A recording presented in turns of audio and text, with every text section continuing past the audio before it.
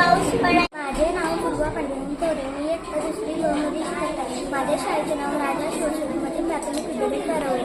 मी आज तुम्हाला पक्ष्यांची संवाद करून दाखवणार आहे. एक मोर बोलतो, आपला मोर दिसायला किती सुंदर आहे. दुसरा मोर म्हणतो, हो आपला मोर दिसायला खूप सुंदर आहे. कावळा म्हणतो मोराला, किती सुंदर तुझा तुला किती छान आहे तो ऑफिसाला.